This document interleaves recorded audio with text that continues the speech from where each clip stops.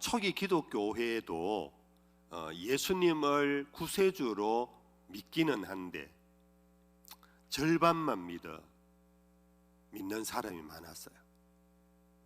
그게 이제 하나의 유대교의 메시아, 편nhập된 메시아 신앙과 당시 헬라의 철학의 가치관에 의해서 메시아는 하나님이다, 신적 존재가 육체를 입을 수는 없다, 육체와 영적인 것은 확연히 그 존재 바탕이 다르다,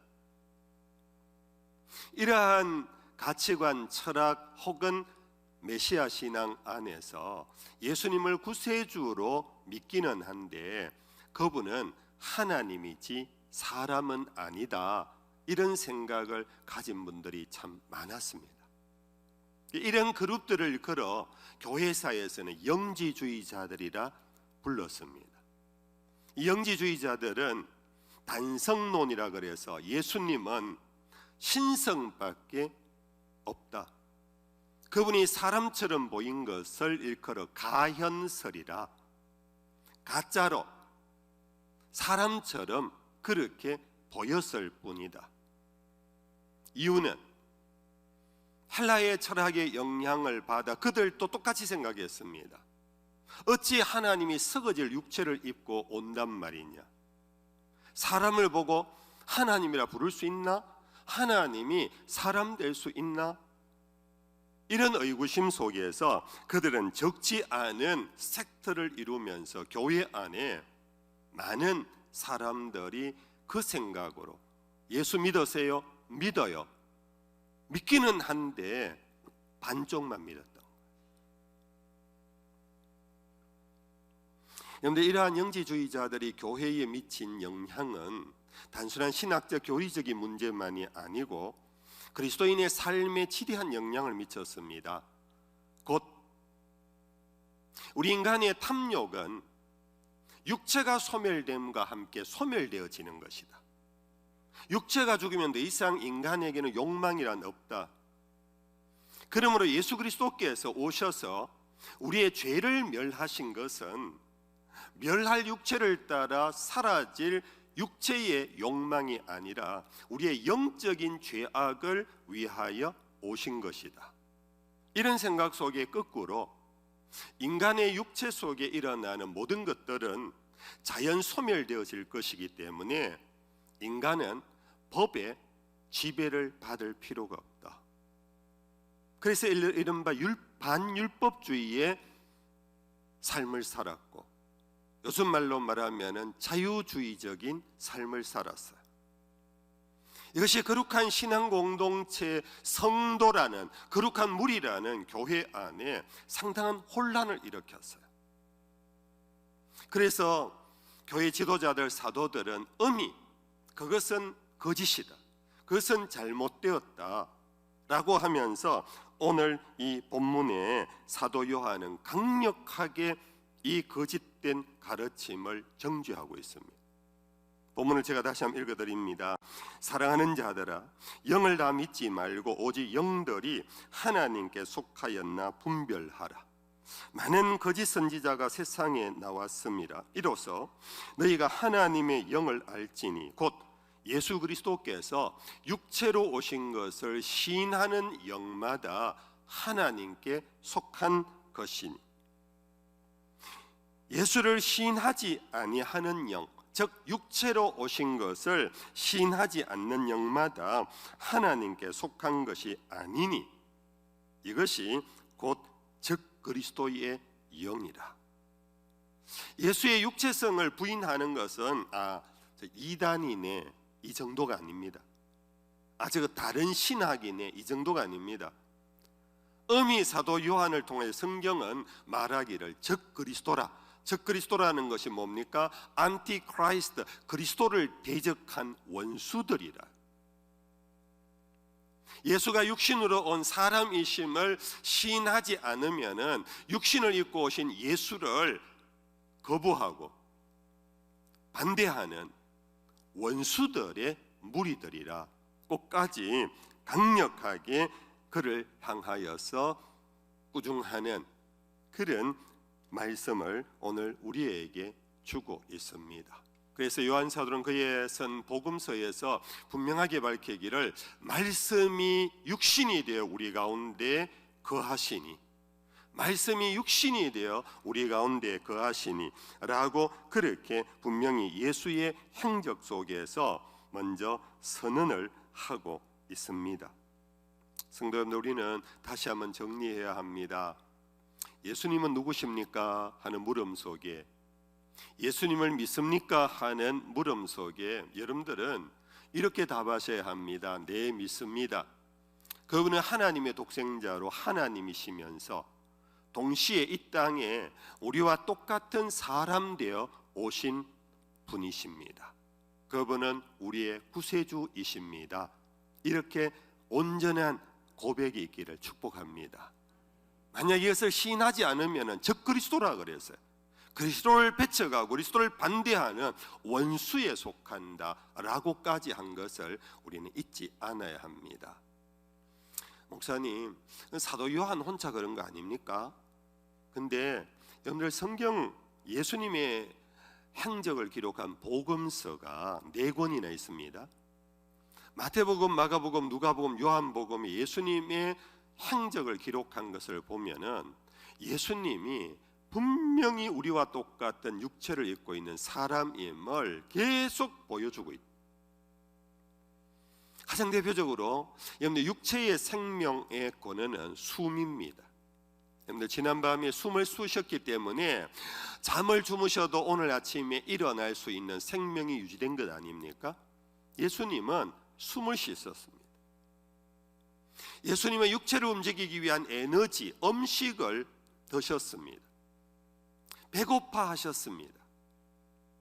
여러분들 예수님이 목마름도 여러 번 표현하셨습니다. 목마르다 해서 사마리아 성에 들어가서 거기에 온물가의 여인에게 물 좀 달라고, 목이 마르다고 말씀하셨습니다. 예수님의 육체를 입고 있는 모습 속에 예수님은 너무나 분주하게 사신 분인데요, 이 분주하게 하나님의 아들이니까 아무리 분주하게 살아도 괜찮을 거다. 그런데 예수님은 여러 번 피곤함을 표현하셨어요. 예수님은 이곳에 가서 복음 전하고 저곳에 가서 전하고 또 저 동네로 가자 하고 쉼 없이 예수님은 전도하셨고, 가는 곳곳마다 병 환자들이 찾아와서 그들을 고쳐주셨고, 귀신 들린 사람들이 수없이 찾아올 때에 귀신까지 내어 쫓아주시는 이 과업, 너무나 과로한 그 업을 일을 하시면서 예수님은 너무 지쳐 있는 모습이 복음서 도처에 있습니다. 갈릴리 바다를 건너서 또 다른 마을로 가자 하고 배를 타고 가는데 풍랑이 일었습니다. 제자들은 풍랑 때문에 잠시도 정말 잘 수가 없는 상황이었지만은 예수님은 얼마나 지쳤으면은 그 파도 가운데서도 그냥 좀 센 말로 골아 떨어졌어요. 예수님은 인간의 모습 그 가운데 우리가 하는 그 일입니다. 물론 우리는 죄 속에 그러지만 예수님은 죄 없이 하십니다만은 예수님은 분노 화까지 내셨어요. 그러면 목사님, 그것이 그렇게 중요합니까? 예수가 사람이라는 게 그렇게 중요한 겁니까? 하나님만으로만은 안 됩니까? 안 됩니다. 왜 그런가 하면 예수는 이 땅에 구속주로 오셨기 때문에, 즉 죄를 대속하기 위하여 오셨기 때문에. 근데 여러분들 아시는 대로 죄를 해결할 수 있는 것은 성경에서 죽음밖에 없다고 말합니다. 많이 들으신 성구지요? 죄의 삭은 뭡니까? 사망입니다. 죄의 대가는 죽음 위에는 없습니다. 아담과 하와에게 내린 명령입니다. 동산실과 모든 것을 너희의 것으로 삼으나 이 동산 한가운데 있는 저 열매는 먹지 말라. 먹으면 정령 죽는다 그랬어요. 하나님께서 정령이라는 것, 시간적으로는 곧 죽이지는 않았지만 그때부터 인간이 결국은 죽음이 들어오기 시작했고 모든 인간은 죽음을 향하여 살아가고 있습니다. 그런데 하나님은 사랑하시되 끝까지 사랑하기 위하여 이 죽어가는 인생들을 살리기 위하여 주신 것이 제사법이었고, 그 제사라는 것이 뭐냐? 죽음의 희생양을 드리는 겁니다. 저와 여러분들이 구약 시대로 살았다면 무슨 죄를 지었습니다. 그 죄값이 뭐냐? 다른 게 아니에요. 교회 가서 봉사할게요, 이게 아니에요. 헌금 드릴게요, 이게 아니에요. 죽는 것 외에는 다른 지불 방법이 없어요. 그래서 그 길을 열어준 것이 뭐냐? 양을 죽이는 것이었습니다. 소를 죽이는 것이었습니다. 염소를 죽이는 것이었습니다. 비둘기를 죽이는 것이었습니다. 이유는 죄의 값은 죽음뿐이기 때문에. 그래서 이브리스에서는 인간의 죄를 사하기 위하여 구약시대 때에는 수많은 희생물이 필요했으나 하나님께서 우리를 사랑하시어 독생자를 주심으로 그가 십자가에서 제물이 되어 단번에 단 한 번에 모든 죄값을 대신 지불하게 하셨다. 할렐루야. 여러분들, 죽음이라는 것은 형이상하게 아닙니다. 죽음이라는 것은 너무나 실제적인 것입니다. 피가 터져야 합니다. 살이 찢어져야 합니다. 그것이 죽음입니다. 예수님께서 피가 터지고 살이 찢어지기 위하여서는 가현으로 천사가 와서는 안 되는 겁니다. 그분이 우리와 똑같은 혈과 육을 가지고 오셔서 우리의 죽음과 똑같은 죽음을 당하심으로써 비로소 우리의 죄값을 온전히 지불할 수 있었기 때문입니다. 그래서 예수님이 사람으로 온 이유가 바로 그것입니다. 천사로 와서는 우리의 죄를 대속할 수가 없습니다. 하나님으로 와서도 대속할 수가 없습니다. 온전히 죽음을 통하였으만 우리의 죄값을 대신할 수 있었기 때문에 디모데전서 제2장 5절 이하의 말씀을 소개합니다. 우리 같이 한번 읽어볼까요? 하나님은 한 분이시요 또 하나님과 사람 사이에 중보자도 한 분이시니 그 사람이신 그리스도 예수라. 그가 모든 사람을 위하여 자기를 대속물로 주셨으니 기약이 이르신 정건이라. 사람이신 그리스도 예수라. 히브리서 말씀 2장 14절입니다. 자녀들은 혈과 육에 속하였으며 그도 또한 같은 모양으로 혈과 육을 함께 지니심은 죽음을 통하여 그 혈과 육의 죽음을 통하여 죽음의 세력을 잡은 자 곧 마귀를 멸하시려 하셨다. 예수 그리스도의 십자가의 죽음은 영물이 왔다가 휙 지나가는 그런 사건이 아니었습니다. 피와 물을 다 쏟아내셨습니다. 옆구리가 찔리고 가시면류관 속에 당신의 살이 찢겨 나가셨습니다. 히브리서 2장 17절 이하입니다. 그러므로 그가 범사의 형제들과 같이 되심이 마땅하도다. 이는 하나님의 일에 자비하고 신실한 대제사장이 되어 백성의 죄를 속량하려 하십니다. 형제들과 같이 되셔서 백성의 죄를 속량하려 하십니다. 히브리서 9장 22절입니다. 율법을 따라 그의 모든 물건이 피로써 정결하게 되나니, 같이 할까요? 피 흘림이 없은즉 사함이 없느니라. 이 결정적인 말씀입니다. 피 흘림이 없은즉, 육체의 피 흘림, 죽음이 없은즉 사함은 없다. 여러분들, 간혹 이런 생각합니다. 하나님이 창조주신데 창조할 때 빛이 있으라 하심에 빛이 있었고, 하늘과 궁창이 나뉘어라 하심에 나뉘어졌고, 모든 걸 말씀으로 창조하셨는데 우리도 말씀 한마디면 되는 거 아닙니까? 너 내가 택한 사람이 올라와 하면 우리가 올라갈 수 있는, 구원을 입을 수 있는 거 아닙니까? 말씀으로 창조해서 말씀으로 우리를 구속할 수 있지 않습니까? 이런 생각이 적지 않게 여러분들 속에 있어요. 그러나 하나님은 천지를 말씀으로 창조하셨지만 사람은 흙으로 당신 친히 당신의 형상으로 빚어 만드시고 그 코에 생기를 불어넣어 하나님의 대리자로 온 만물을 통치하게 하셨는데 그들이 그의 가고를 순종하고 배신하여 하나님을 떠남으로써 하나님은 그들에게 사망이 들어오게 하셨으나 그 사망의 문제를 해결하는 방법 또한 하나님은 당신의 독생자를 이 땅에 보내시고 그 독생자가 우리와 똑같은 혈과 육을 가진 사람이 되셔서 그의 피를 흘리시고 살이 찢기는 죽음을 통하여서만 우리를 구원하시려고 하셨다.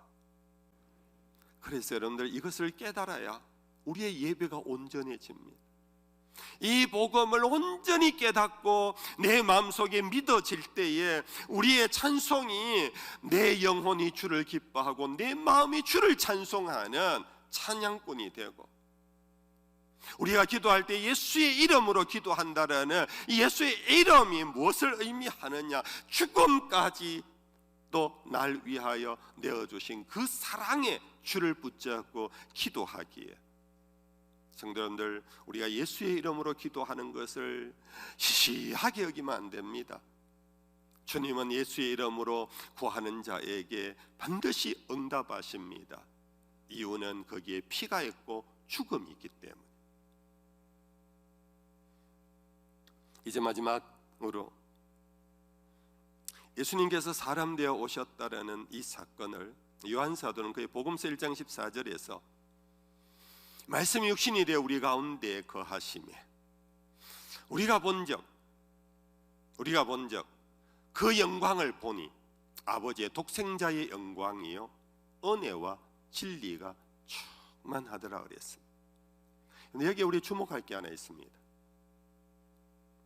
예수님이 육신을 입고 사람 되어 오셨는데 그분은 그냥 저렇게 우리의 대속을 위해서 저렇게 하셨구나, 그걸로만 끝나면 안 됩니다. 예수님이 육신을 입고 사람으로 오신 것에 매우 중요한 또 두 번째 이유 하나가 있습니다. 그것은 내가 보니 하나님의 영광의 독생자의 영광이 은혜와 진리가 충만하더라는 데 있습니다. 은혜와 진리는 하나님의 독생자니까 있습니다. 그런데 그것이 예수님께서 하늘 보좌에 있을 때가 아닙니다. 말씀이 육신이 되어 우리 가운데 있을 때 보이신 겁니다. 우리의 육신은 이중성이 있습니다. 하나는 절망스럽습니다. 또 다른 하나는 절대 희망이 우리 육체 속에 있습니다. 먼저 절망이라는 것은, 우리는 여러분들 다 아는 대로 고린도전서 15장에 혈과 육은 하나님 나라를 이어받을 수가 없다 그랬습니다.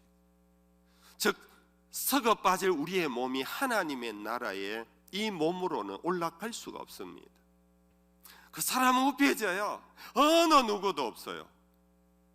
그러나 우리 예수님께서 이 썩어질 육체, 죄의 값으로 이 죽음을 향하여 가는 우리 육체를 위하여 죽으시고, 뿐 아니라 예수님께서 약속하신 대로 사흘 만에 부활하셨습니다. 우리가 믿는 예수님은 바로 육체로 오신 그분이 사망 권세를 이기시고 부활하셨다라는 이 부활의 신앙이 바로 육체의 예수님과 직결됩니다. 예수님이 다시 살아나신 것은요, 흙으로 돌아갈 몸을 그대로 두고 영혼만 쑥 빠져나왔다고 생각하시는 분들 들어 있으시지요? 아니에요. 예수님의 부활은 혈과 육의 부활이에요. 그래서 예수님이 부활하신 무덤은 빈 무덤이었어요. 그의 시신은 그대로 있고 그가 쑥 빠져나간 어떤 영혼만 부활한 게 아니에요. 예수님은 당신 몸이 일어났어요. 당신 몸이 일어나서 제자들, 두려움에 떨고 있는 제자들의 다락방에 들어가셔서 그때도 숨을 내쉬며 가라사대 너희에게 평안이 있을지어다. 숨을 내신, 육체가 부활하지 않으면 숨을 내쉴 이유가 있습니까? 그러고는 요한복음 21장에 디비라 바다에 가서 제자들을 먼저 앞서가시고는 초반을 준비하시고 그들과 함께 음식을 먹으신 모습입니다. 엠마오로 내려가셔서 제자들과 함께 떡을 떼어 나누어 먹으셨던 예수님이십니다. 여기에서 바로 우리가 예수님을 믿는 믿음 속에 여러분들 사람으로 오셔서 우리의 죄값을 지불하셨으나 사망 권세를 이기고 부활하신 부활의 신앙이 오늘 우리들에게 절대 필요합니다. 예수님은 은혜와 진리가 충만했던 것은 말씀이 육신이 되어 우리 가운데 있을 때의 모습입니다. 우리 가운데 패배주의 의식에 깊이 사로잡힌 분들이 많습니다. 예배드리면 뭐하노? 나가면서 죄 지을 건데. 아이고 뭐 또 기도하면 뭐하노? 또 뭐 집에 들어가면 또 욕하고 싸울 건데. 여러분들 우리는 육체의 이 죄성 때문에 우리의 경험 속에 은혜 받는 것, 나는 이제 은혜와 진리는 떨어진 거다. 목사님 당신이라 하고 우리는 그냥 한 번씩 와서 예배 드릴 때 그냥 고개 숙이고 그런 거다라는 생각을 많이 하십니다. 그런데 예수님은 은혜와 진리가 충만했던 것은 육체 가운데 있을 때입니다. 당신은 죽음을 이기시고 부활하신 당신 속에 바로 이 은혜와 진리가 육체 가운데 임한다라는 것을 우리에게 증거해 보여주셨습니다. 예수님 최후의 만찬을 하시고 그때 제자들과 한 유명한 한 일이 있습니다. 이른바 세족식이라 하는 발을 씻겨주신 것입니다. 발을 내밀어라. 베드로가 사양했습니다. 주여 이럴 수 없습니다. 내 더러운 발을 주님 앞에 내밀 수 없습니다. 예수님 하신 말씀 아시지요? 내밀어라. 네가 발을 씻지 않으면 너와 내가 상관이 없느니라. 여러분들 우리는 더러운 발과 같은 존재입니다. 우리는 세상 살다 보면 한 주간 여러분들 세상에 살다가 주일 오면 정말 정직한 우리의 마음은 더러운 발과 같은 느낌이 있습니다. 그러나 주님은 내밀으랍니다. 그것이 주님에게는 소중하기 때문입니다. 주님이 사랑한 것은 깨끗한 발이 아닙니다. 주님이 사랑한 것은 승리자가 아닙니다. 주님이 사랑한 자는 예수를 모른다 하고 배신 때리고 몰래 어린 소녀 앞에서 두려워 떨고 있는 베드로를 예수님은 가야바 법정터에서 돌아보시고 베드로를 향하여 측은히 여기신 그 사랑, 우리의 약한 육체를 주님은 사랑하십니다. 이사야 선지자가 말씀했습니다. 그가 매맞음으로 우리가 나음을 입었다고. 우리의 육체의 나음이라는 것을 구체적으로 표현하셨습니다. 이유는 당신이 매맞았기 때문에. 왜 매맞았습니까? 우리의 육체가 낫기 위하여. 육체가 아무 의미가 없다면 예수님이 매맞을 필요가 없습니다. 육체가 아무 가치가 없다면 여러분들 예수님이 사람 되오실 필요가 없습니다. 주님은 지금도 성령 안에서 탄식하고 계십니다. 우리가 우리의 육체를 함부로 내팽개치는 걸 주님은 슬퍼하십니다. 무슨 말씀인지 이해가 되십니까? 여러분들 우리 건강관리 잘 하셔야 합니다. 건강관리는 이 생물학적인 이 육체만이 아닙니다. 우리가 건강관리, 이것은 인간관계의 건강성도 관리 잘 하셔야 합니다. 우리의 감정의 건강도 관리 잘 하셔야 합니다. 그래서 우리의 육체적 삶을 통하여 사도 바울은 너희 몸을 하나님이 기뻐하시는 거룩한 산 제물로 드리라고 했습니다. 내 영을 주님 앞에 받아소서가 아니라 너의 몸을 우리가 그 몸을 예수를 믿는 믿음 속에 성령 안에 여러분들 우리의 몸을 잘 관리해서 여러분들의 세상의 직업, 그것도 몸의 일부입니다. 여러분들 하나님께 드리십시오. 우리 어린 청년들이여 자녀들이여 열심히 일을 하셔서 여러분들의 삶 자체가 하나님께 드려지는 재물이 되도록 하십시오. 여러분들 어르신들이요, 남은 노후 관리 잘 하십시다. 죽음 직전까지 우리는 우리의 몸을 하나님이 주신 몸이라고 잊지 마십시오. 그리고는 그 몸을 통하여서 예배자가 되시고 그 몸을 통하여 사랑을 베푸시고 축복의 통로가 끝까지 되어 주셔야 합니다. 이것이 바로 말씀이 육신이 되어 우리 가운데 오신 사람이신 예수님의 복음의 진리인 것입니다. 우리 가운데 이 놀라운 어메이징 그레이스가 충만하기를 주의 이름 축복합니다.